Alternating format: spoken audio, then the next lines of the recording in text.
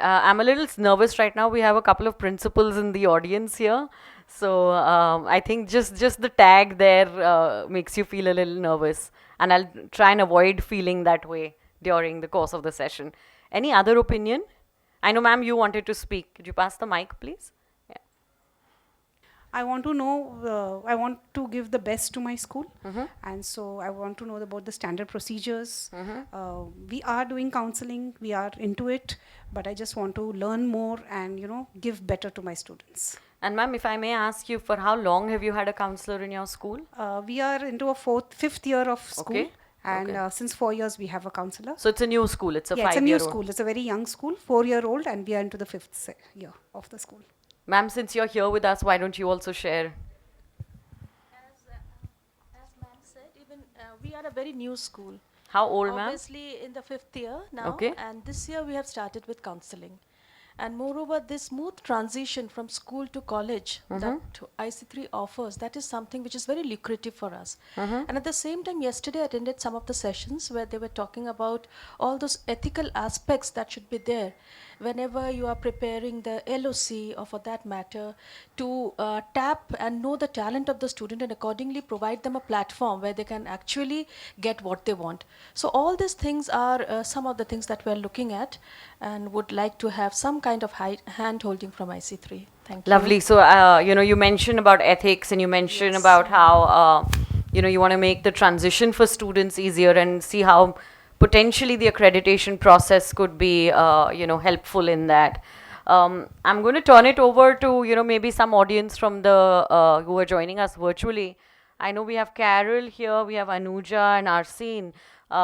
Would any of you like to, you could raise your hand if you'd like to share with us what brings you to this session? What made you choose being here, join an accreditation session?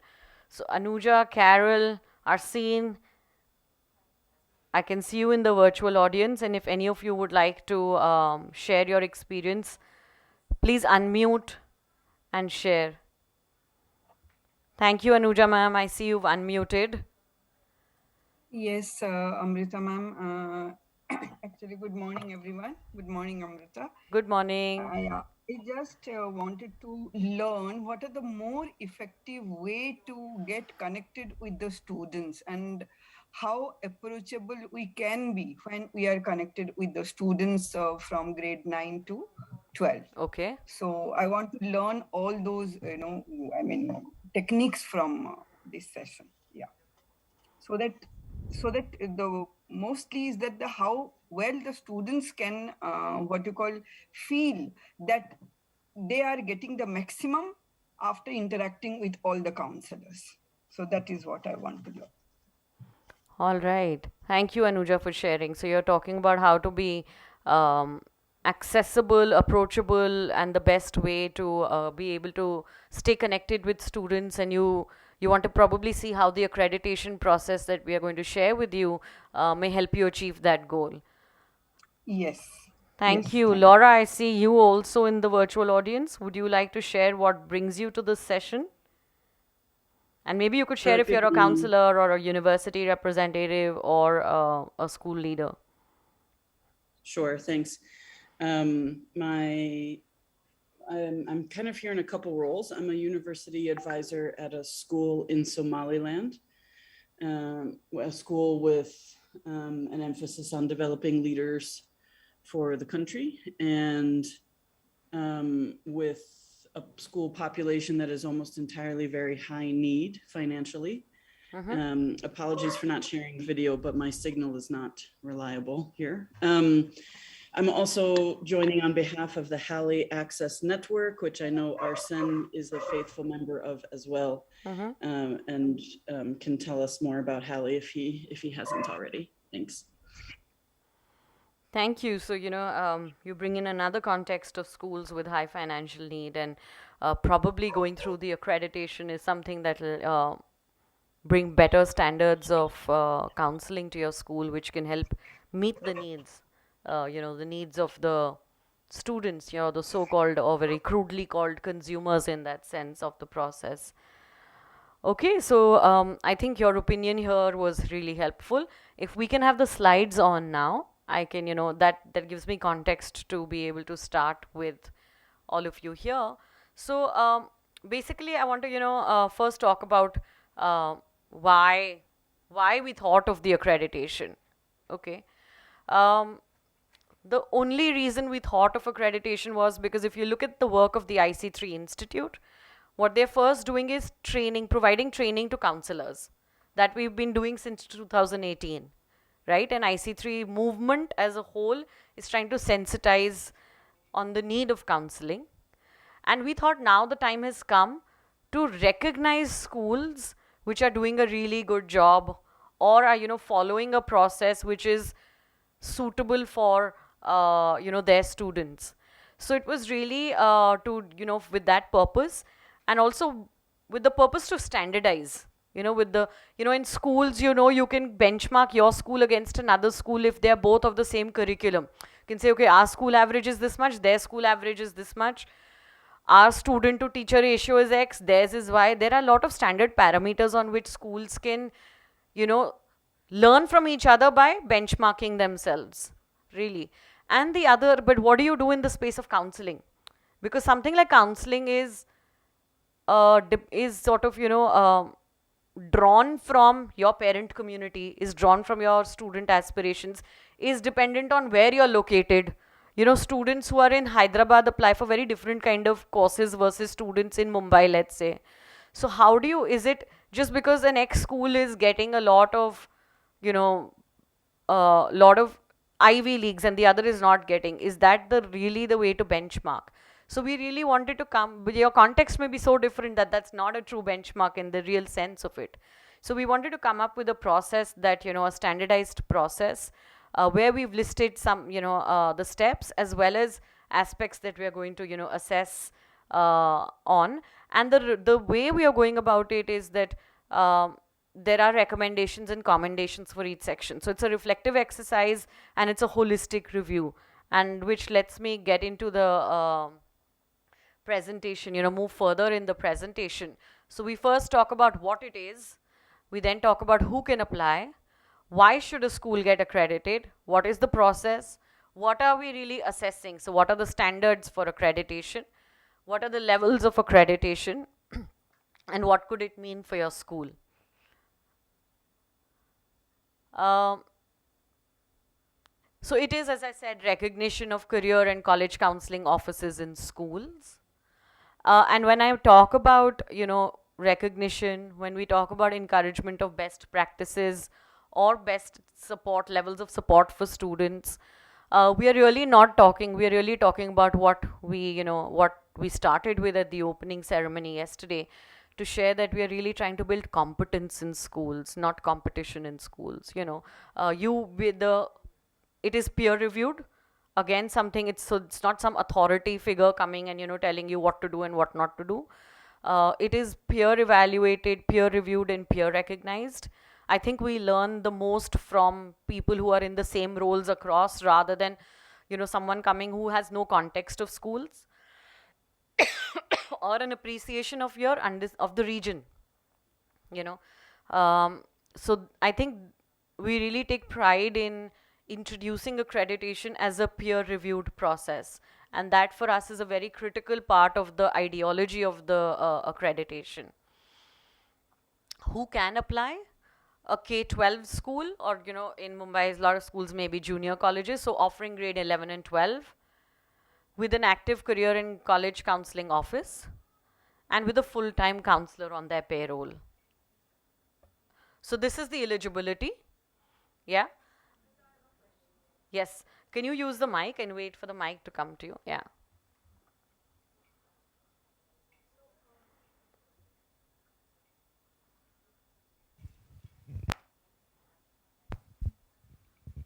So when you say an active college and career counseling office, so what do you say about the people who have just graduated and are in a dual role? Do you consider them to be an active, if they have been doing the course, but there is no physical presence of an active career counseling cell in the school?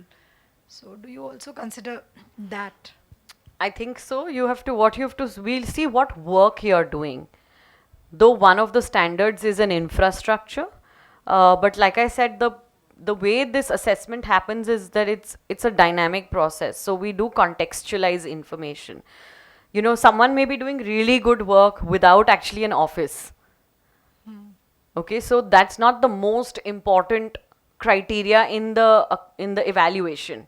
What we are looking at is what you're doing with the students and what outcomes it's leading to for the school, for the students, and all the other stakeholders. So I won't say that not having an office or employees who are in a dual role are not eligible. I think that it's really about how much time is being devoted for counseling. So so how is the process? I mean, do you provide standards first? Yes, of we'll all? just come to that. Okay, thank you. Yeah, thank you. Going back onto the presentation. So why should a school get accredited? It is an acknowledgement of counseling as an integral function of the school. We all, when we start schools, we get accredited to an educational body, right? Why is that accreditation important? For standardization, for uniformity, to make sure that if you have 10 teachers teaching math, they know exactly what from chapter 1 to chapter 10. And there are also guidelines on how assessments will happen and how will you measure student success, right? So it's exactly the same reason why you should be going in for an accreditation for the counseling department. And here I do want to clarify that the accreditation here is, the IC3 Institute Accreditation is only for the counseling function. It's not an accreditation for the school. That's not where our expertise is. So we are not going, and you have other educational boards providing those accreditations. It is a testimony of the quality and standard of counseling practice in the school. And I think from being a counselor earlier, I think it's a great way to bring visibility to the counseling function in your school. I don't know if it's school principals or as counselors you've had a teacher come back or a student come back or a parent come back to say that I didn't even know that I had a counselor from whom I could, sit down and chalk my plan. They know that there is some counseling, but they don't probably know how to navigate it, what are the benefits of it. So when you go through a thorough process, you get accredited. I think it also brings visibility and it puts together all that you've been doing for yourself and, be able to present that better to your own school community of parents and students. It builds confidence, trust and credibility for schools and related stakeholders. And it is definitely a reward for schools' commitment in preparing its students for the next step. So that's what ma'am you spoke about, transition, right? So the process is such, the standards are such that you'll get to know how your school is faring in that aspect. And as I mentioned, because there are recommendations and commendations within each section, you'll know which are the standards where there is scope for improvement, what are the standards that are doing really well. It is a chance of acquiring a globally recognized approval in the counseling domain. We do provide badges for the school website, etc., so that there is easy identification in the community. What is the process? So you have the school submitting an application. This is all online. Yeah, so we have an accreditation page. And Neha, if you could help me by pasting the web page link. So the school submits the application. The eligibility is confirmed with the school by the IC3 Institute. So we just check whether you have a school which is K-12 and whether you have a counselor on the full payroll, full-time counselor on your payroll. Then the school submits, when you get an approval, you get a detailed school information form along with the payment link. You submit, so that's the school submits the details. As soon as we receive your school information form and we receive the payment of the administrative charges of the accreditation process, we hand you over the self-study manual. Then when you get about 6 to 8 weeks to conduct a self-study of your own school, you get a manual for this. And all the instructions on how you need to fill this in are provided in that manual. It essentially covers the 7 standards that we have, an overall summary, and it provides data from all your stakeholders. So there is a survey that you need to do with the parents, there's a survey that you'll need to do with your students, there's a survey that you'll have to do internally within school. We ask you for information, to collate all of that along with your own reflection on the 7 standards that we'll come to shortly. That is, and 6 to 8 weeks are given to the school for fulfilling this step. Then we appoint a visiting evaluator who conducts a visit to the school.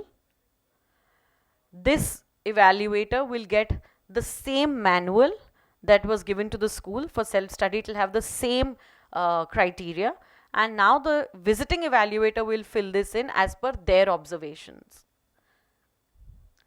These two are then put together, pieced together by a committee, and then it is taken up for the review to an accreditation panel, which comprises of school and university leadership who have experience in counseling, who've either led counseling departments in their schools, or university delegates who've been counselors before, now work with universities, or who work with many schools across the world to understand, to be able to benchmark what a specific school is doing with respect to their context and with respect to a worldview as well.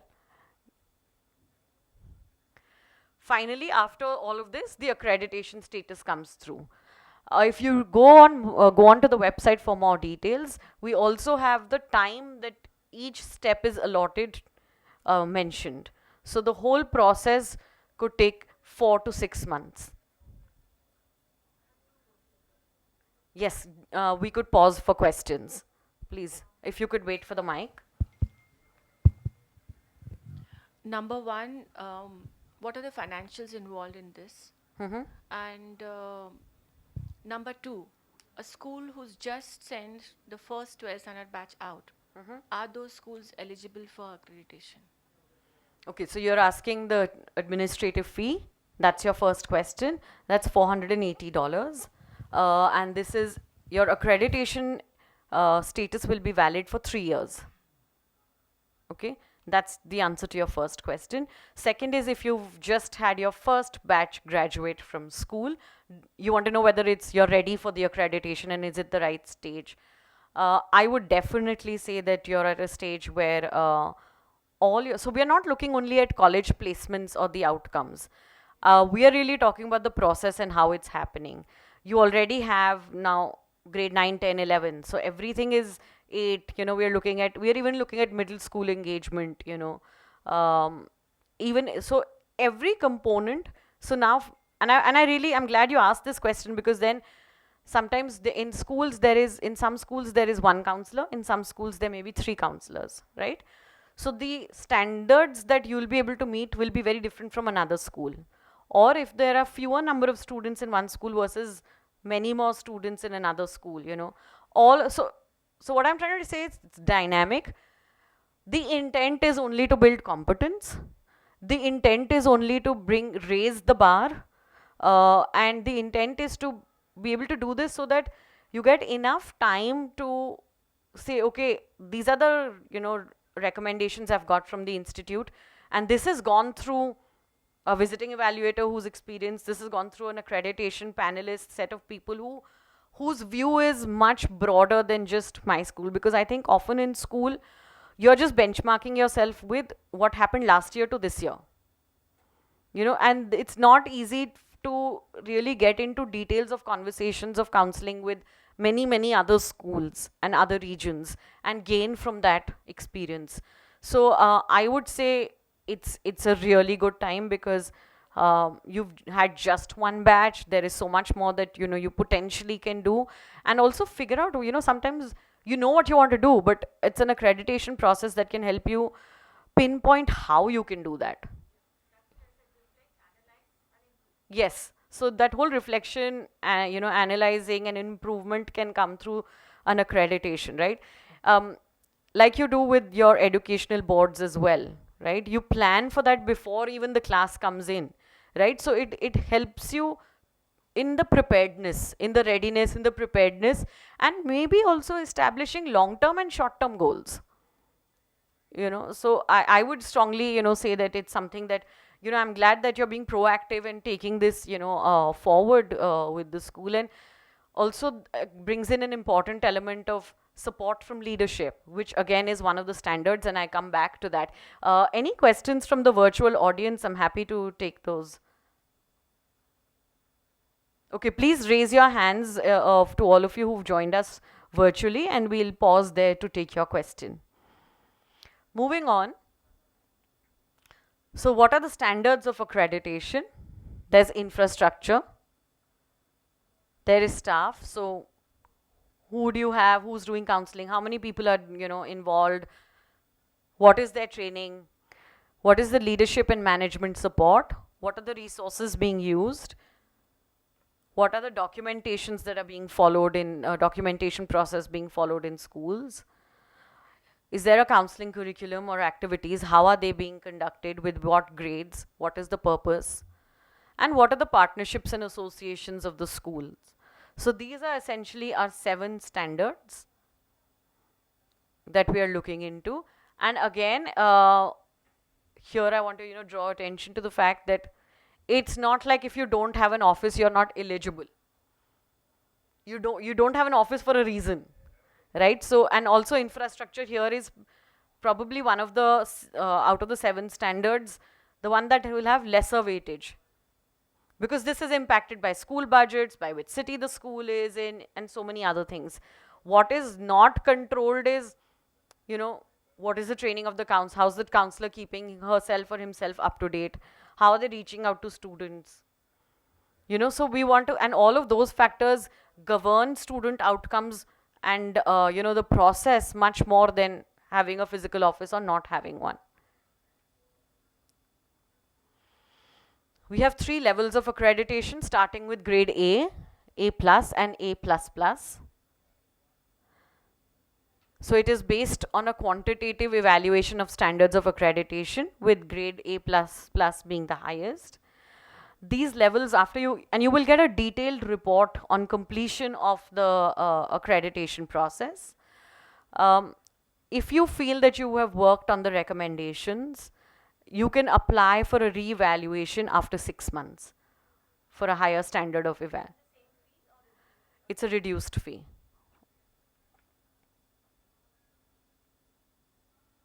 What does it mean for your school? So it provides you an opportunity to really look into the evolution and empowerment of the school's career and college counseling practices. Recognition and visibility, as I mentioned. Because there is stakeholder involvement in this whole process, it should ideally lead to strengthened parent and student and even peer relationships within the staff members.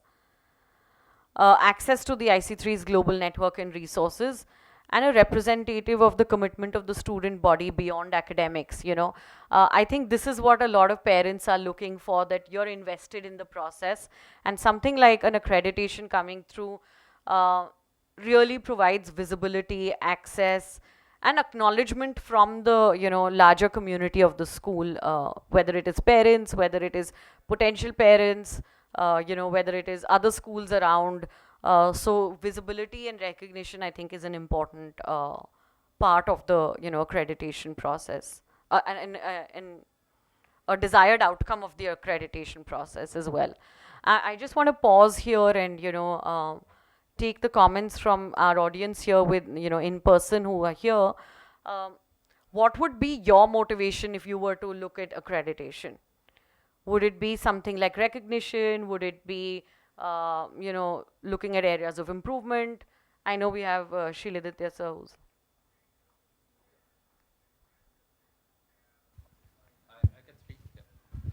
Thanks. I just joined in, and I think there are 2 questions. One is that how many schools are right now already accredited, and to answer your question is, I think it gives some kind of qualifies that a center is good enough to support students for their future career options and so on and so forth.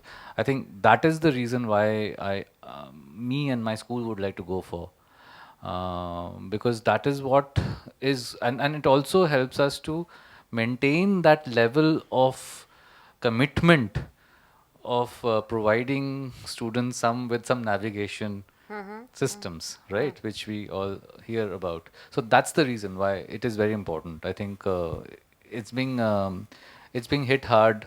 The phrase that counseling in every school and how important it is. I think that's the reason why I should go for accreditation in the future.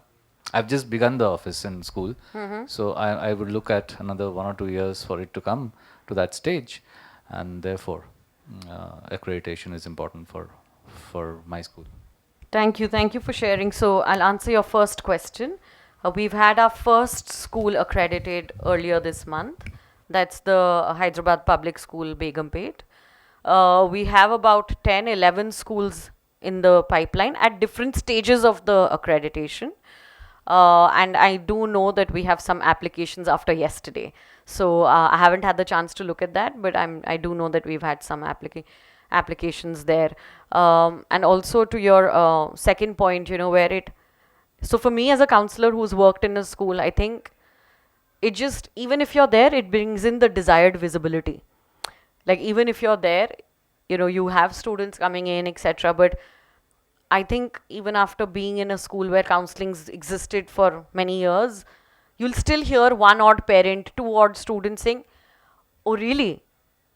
So it's, I think, something that we do want to avoid, because again, if we are saying that counseling is as important as teaching English and math, and when we are seeking accreditation for an educational board, why not accreditation for counseling as well? I know, Nidhi, you had a question. Did you have yeah, if you could pass the mic here. So I have two questions. First is, ideally, when do you think school should apply for accreditation? Because there are 7 things that you have mentioned.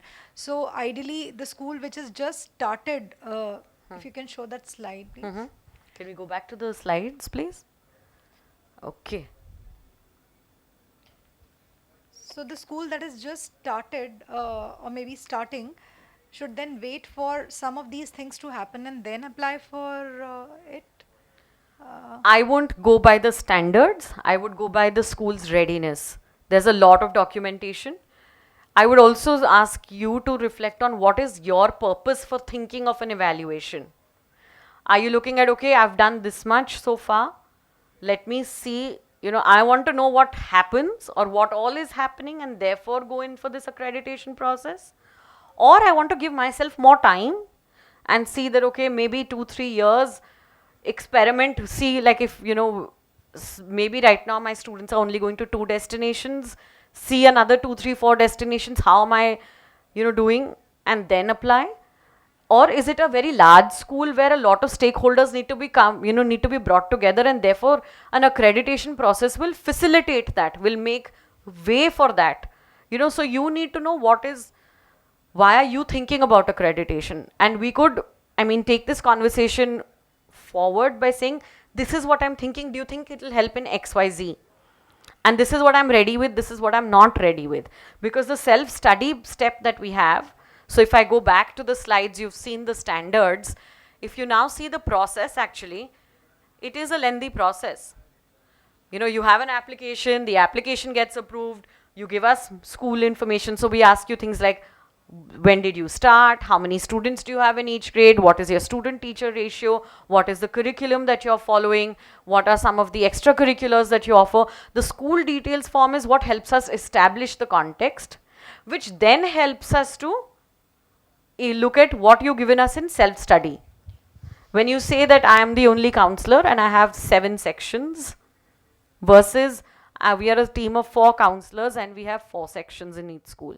I need that from the school details form to be able to put your self-study in perspective.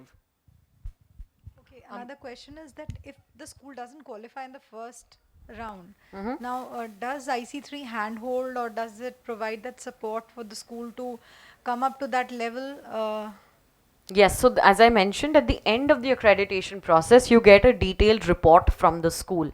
And I think if I show you the, what Reena Gupta from the first school had to share, maybe that will give you a little confidence in what I'm trying to, Amrita, I share. wanted to add a perspective here. And Yes, please, And this Neha. is purely, frankly, I've not been a counselor, but we've worked with several counselors over the last year and a half. I serve as the director at the IC3 Institute.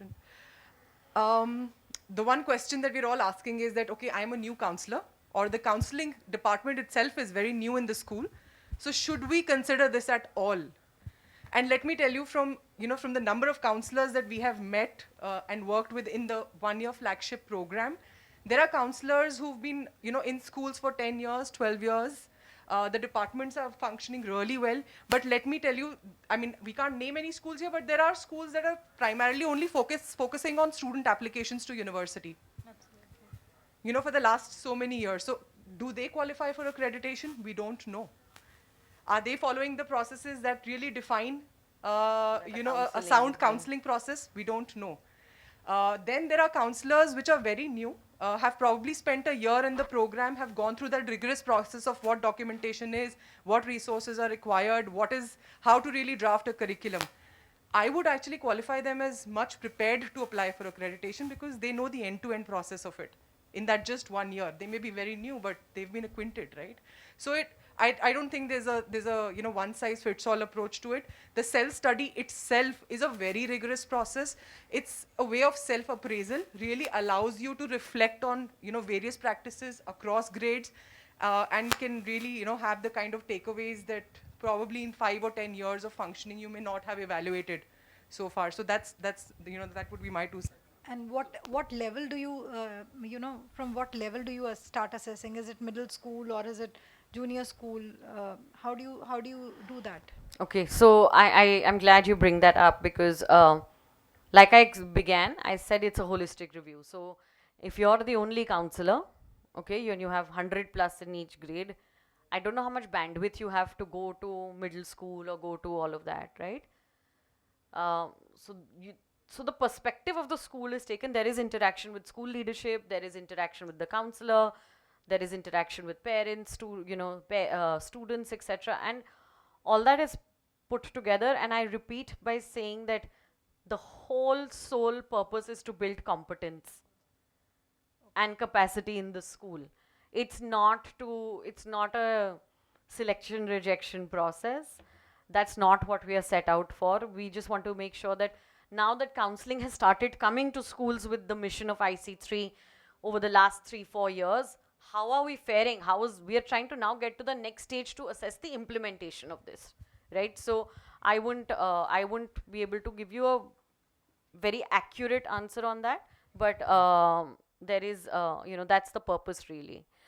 And I think maybe in the meantime, if we can go back to the slideshow, I can just give you a minute to read about the process, because we've just had one school go through the entire process, though we have other schools who are at different stages.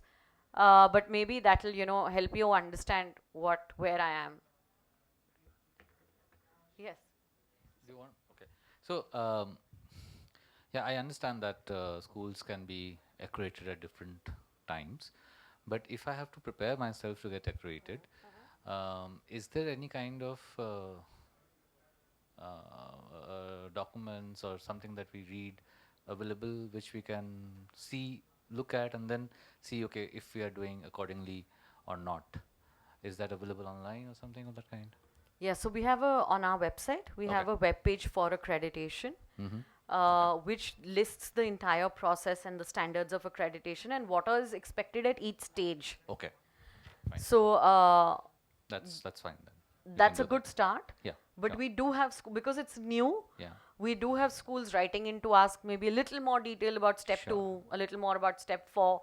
So, and I think it's very important to get into conversation about this, because what we've seen is, like, even in the standards, if we have infrastructure or if we have partnerships, for example, people say, okay, we don't have anything. So they assume that they will not be eligible. So I would encourage everyone to start the conversation, whether it's an email or it's a phone call, and just make sure that, and also we want to give you the right guidance to say, and help you evaluate whether you're ready or not.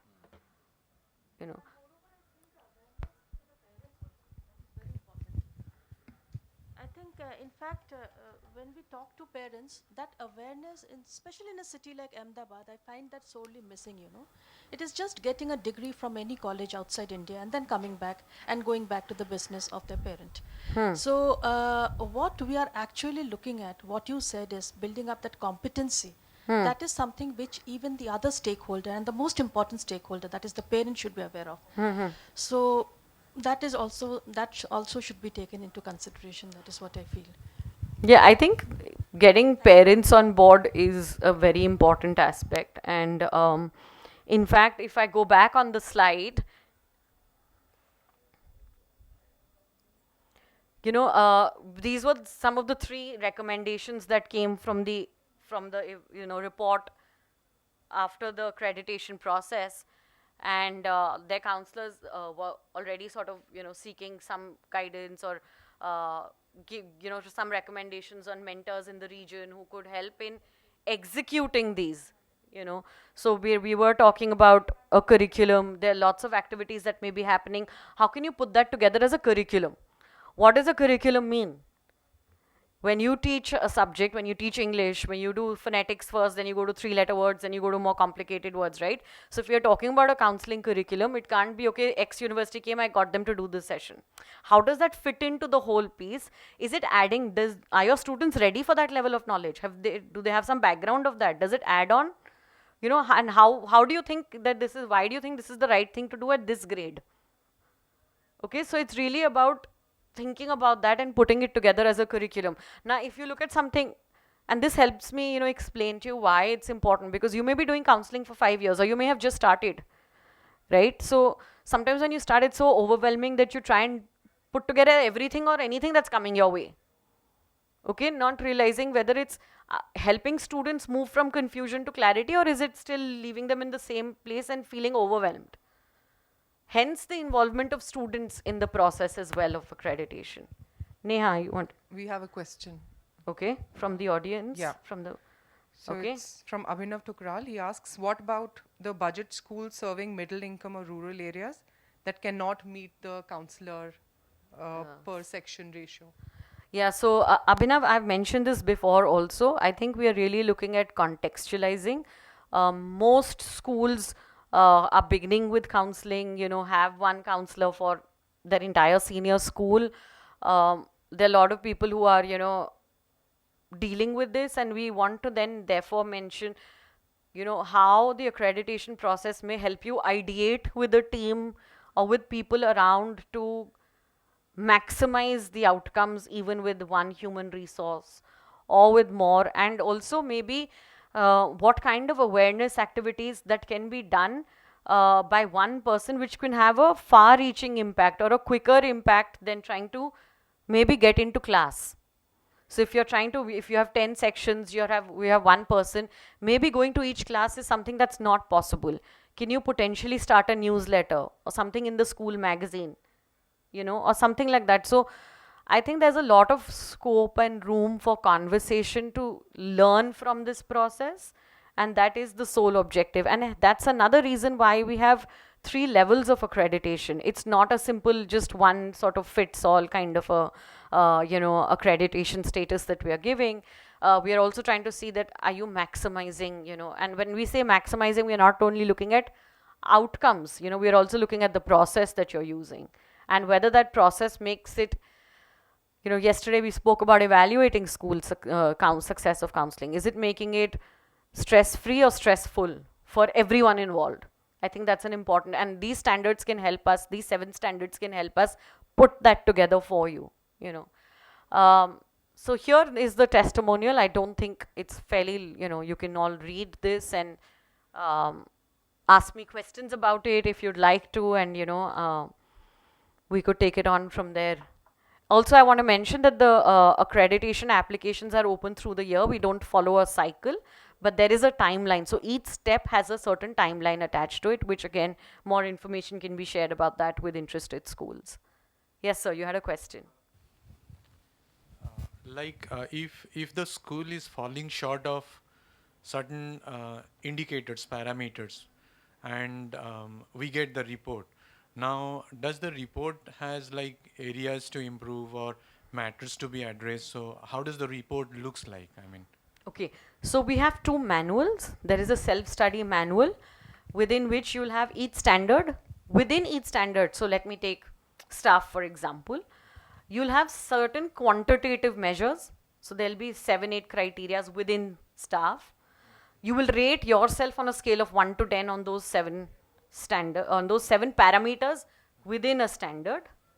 Then there's a section of commendations. What do you think is exceptional for you in that standard? And where do you think there is scope for improvement, and why do you think so? This is then, looked into by this is again looked by the visiting evaluator. It's the same report. It's a blank same report, a mirrored report that is given to the visiting evaluator. They look at it and put in their, ratings, and then we don't even bring it together. We don't even do like weighted average. We just sort of look at two independent scores. We have a scoring matrix, but again, this whole thing is dynamic. So I'll have scenario 1, 2, 3. It's not a standard, process where if you don't have an office or if you don't have at least 5 counselors for this kind of, you do not qualify for accreditation. We are then talking about a dynamic, how all these 7 scores, what permutation combination will lead to, will be more suited to your school background, to your school situation, and what is required. At which stage of counseling are you? Have you been doing counseling for 10 years? Then the situation is different to what where you are in 2 years. So I think it's, in the true sense, it's a holistic review, and you do get a full report at the end of it, where we've said, okay, think about a curriculum, and we give you recommendation of a suggested curriculum. We also tell you that these are the 3 things that must be a characteristic of a curriculum. Or when we say the draft school policies, what are the 2-3 things that school policies must include, and maybe give you an example of a policy, which is relevant. So, and I think the relationship doesn't end there, right? Once you've sort of gone, we are open to conversation. And I think a lot of this can come across only in conversation, not necessarily completely in true spirit on paper, when the analysis of the report. yeah, I understand. Okay, any other questions? So the manual can be requested on email. All the basic information is available on the website. We can give you, for example, the manual for, like, I can give you a detailed information of one of the standards which can help you, understand what would be expected at all other standards. It's 480 USD, and the accreditation is valid for 3 years. And when you apply, and after 6 months, if you think you've worked on the recommendations and you're ready for the next level of accreditation, you can apply for that as well. That's 250 USD.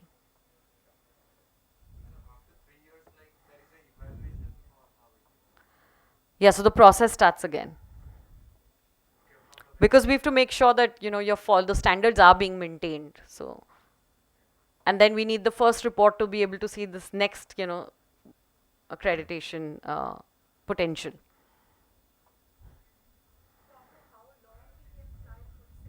Six months. A minimum of 6 months. There is grade A, A+, A++. The standards remain the same, but what may be expected out of those standards is you'll be benchmarked on slightly higher scores and higher parameters. Finally, the accreditation lifetime is 3 years. Yes. So the school has to undergo that process every 3 years. That's correct. Okay, thank you for joining us. We are here for another 3-4 minutes if you'd like to ask some questions. I know we are close. We're almost at the finishing time. I'm happy that we've finished about a minute or two. Yes, Vaishali, you had a question? Yes, it is per campus because yes. it's a standard fee for all campuses. Yes. I think what I can reflect from, I mean, your presentation is down the line, the counseling office will be very professional in its practice. I think so, because I'm very happy that we have something like this in the offering, because a lot of times I know most counselors tend to find some way, some catch up something from somewhere and try to put it together.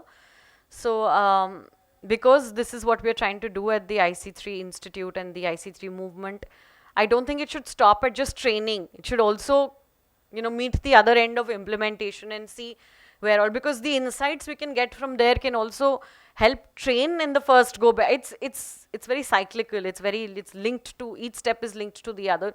And I think you'll notice that if you've been running a school for 10 years as a school leader, have you had the same expectations? You want your results to keep getting better. You continue to invest in teacher training, right?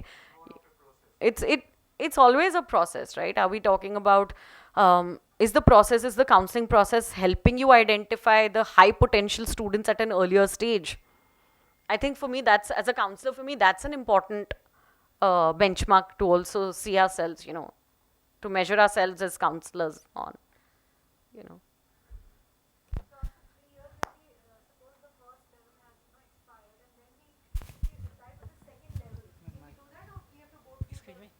So you, Nidhi, you don't decide the level, you submit the report, and basis the evaluation, the panelist decides whether you continue to remain at the same level of accreditation or you have improved significantly to move to the next level of accreditation. You don't, so there are 3 levels of accreditation, but you don't apply for a particular level. Okay, thank you everyone for joining us. Thank you for all the virtual audience for being here. We are here for another 4-5 minutes if you'd like to, catch up and ask more questions. So there's a question from Carol. She asks if we need to pay for the manual. No, No, Carol. not yet. Good idea. Can I say that? Am I being recorded?